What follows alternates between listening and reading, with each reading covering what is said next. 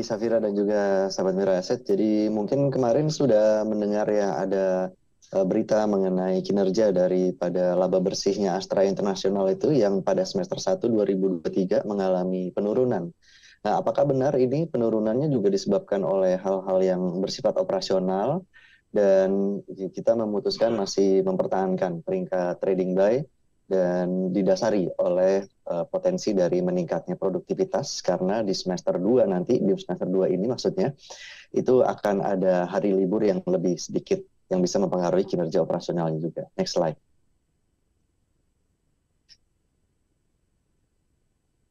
Ya, jadi kalau kita melihat sebenarnya memang ada penurunan sekitar 4% ya di laba bersihnya Astra International secara year on year di semester 1 2023. Ini sebenarnya lebih disebabkan oleh kinerja tahun lalu, laba bersihnya itu yang dipengaruhi oleh hasil daripada investasi di saham Goto, Herbina, dan lain sebagainya. Tapi kalau kita mengeksklud sama sekali pendapatan ataupun laba daripada hasil investasi tersebut di saham Goto, Herbina, dan lain sebagainya, itu ternyata laba bersih yang dinormalisasi itu berhasil tumbuh sekitar 19,8% year on year atau hampir 20% year on year.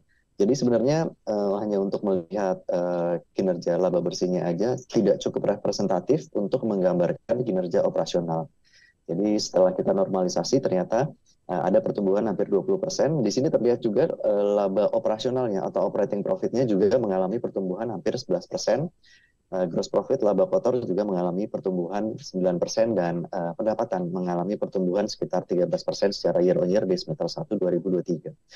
Hanya memang secara quarter on quarter kita lihat di kuartal 2 itu lebih rendah daripada kuartal 1 terutama di revenue ini kelihatan sekali sekitar 4% lebih rendah revenue di kuartal 2 2023 daripada kuartal 1 karena mungkin kita ingat ya lebaran itu jatuhnya di bulan April atau libur lebarannya jatuh di bulan April dan juga libur Idul Adha itu jatuhnya di bulan Juni.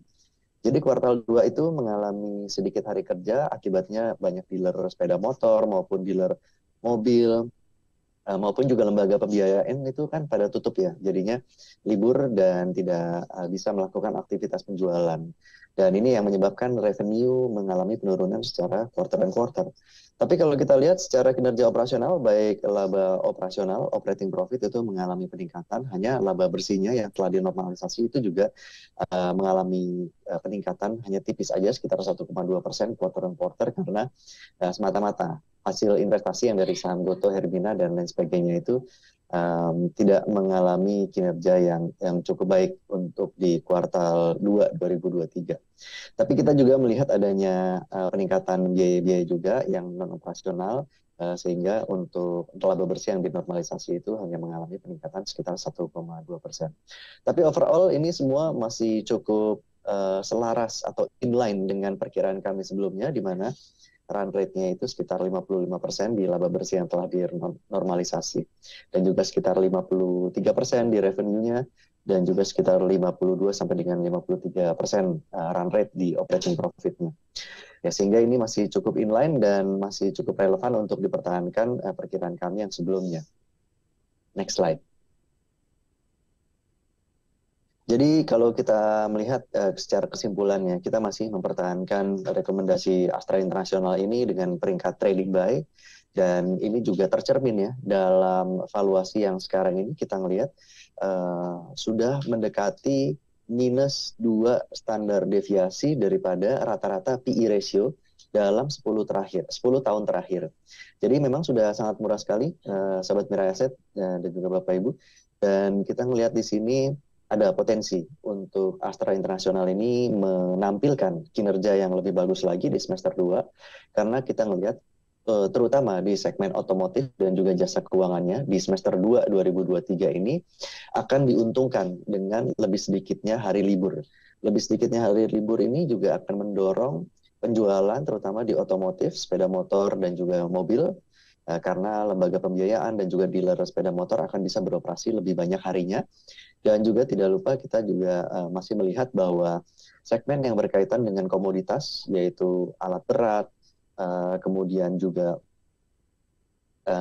pertambangan, kontraktor pertambangan, energi dan juga kontraktor di bawah anak usahanya United Tractors ini akan juga bisa diuntungkan dengan datangnya musim kering. Musim kering atau El Nino ini diperkirakan bisa bermanfaat bagi para penambang atau perusahaan tambang untuk bisa meningkatkan hasil produksinya atau volume produksinya lebih lanjut, dan kita juga berharap akan bisa menopang kinerja daripada pendapatan maupun laba bersihnya Astra di semester 2 ini akan bisa lebih tinggi. Dan ini juga yang mendasari tesis kita kenapa kita masih mempertahankan peringkat trading buy, karena adanya potensi peningkatan produktivitas di semester 2 2023. Demikian update dari Astra International dari kami. Kembali lagi ke